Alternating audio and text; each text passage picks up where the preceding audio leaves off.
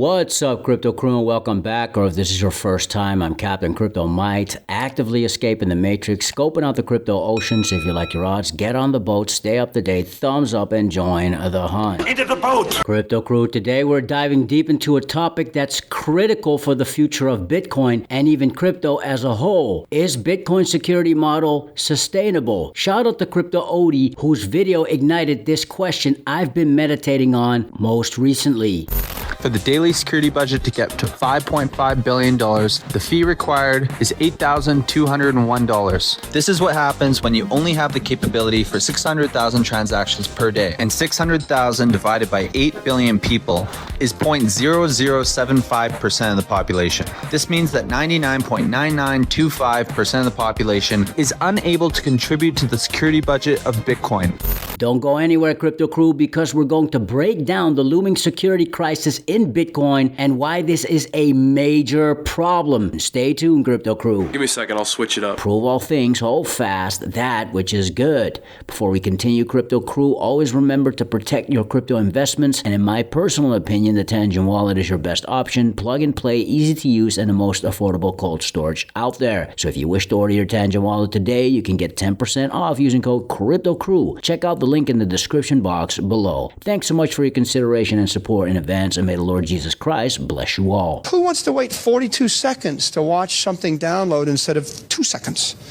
Nobody. Crypto crew, I didn't realize the consequences for Bitcoin's glaring issue regarding its security and even decentralization, and unfortunately, neither do many of the Bitcoiners today, with the institutional adoption and recent price action that has seen BTC hit new all-time highs. However, behind all of this euphoria hides a major unsolved problem, and I will leave some resources in the description box below so you can fact check all I'm saying in today's video.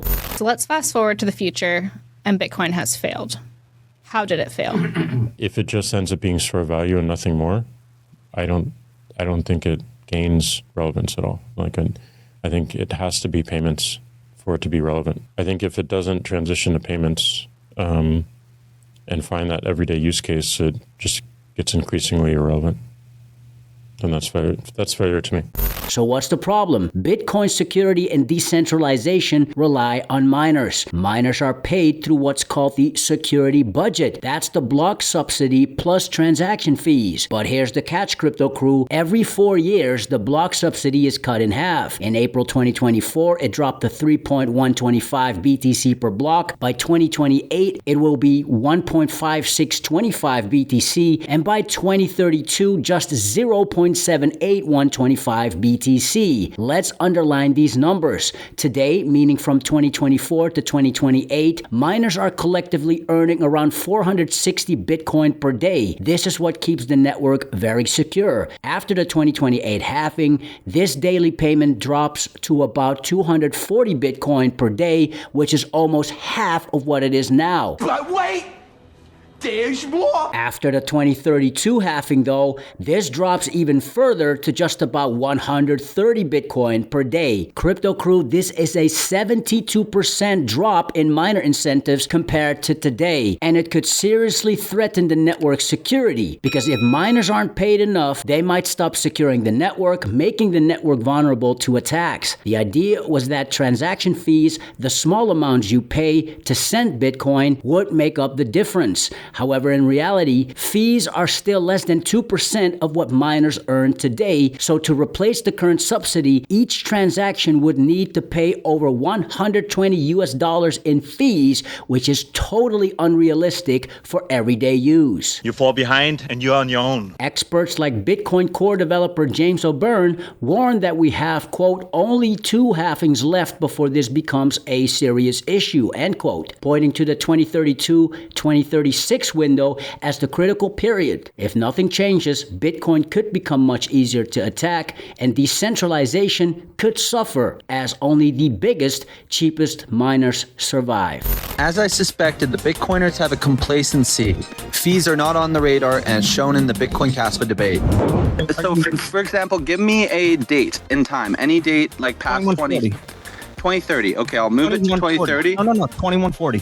Because that's the only time that this matters, is 2140.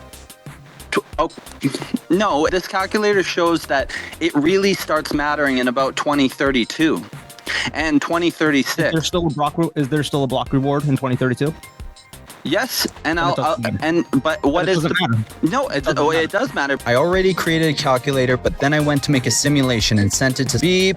He admitted that my math was all bang on, but he also said that he does not mind if the security budget continues to dip lower and lower.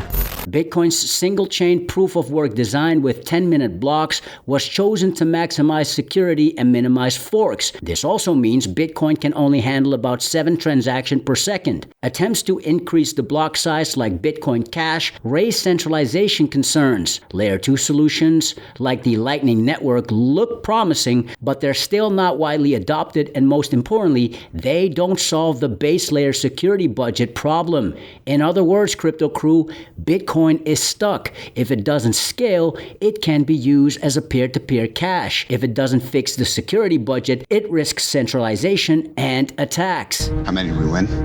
1. Enter Kaspa, originated by Dr. Yonatan Sompolinsky and his mentor Professor Aviv Sohar, two of the world's leading experts in Bitcoin security who back in the early 2010s proposed ways to scale Bitcoin securely, which of course did not happen. These gentlemen realized the problems Bitcoin will eventually face in the future and came up with a technology called blockdag, a directed acyclical graph of blocks instead of a single chain. Instead of discarding quote-unquote orphan blocks, Kaspa weaves all blocks into a parallel structure, allowing multiple blocks per second and sub-second confirmations without sacrificing security. Now, many Bitcoiners have disregarded Kaspa for various reasons, and around here in the Kaspa community, we welcome challenges and push back against Kaspa. If you have 95, 98% of your portfolio or your allocation in Kaspa or any other coin, you're gonna get wrecked eventually. What good is that Kaspa to me if it's lower every year? The centralization of Kaspa holdings is way higher than Bitcoin if you're comparing Bitcoin to Kaspa. 99.99999% of everything is Bitcoin, but there are some, including Kaspa.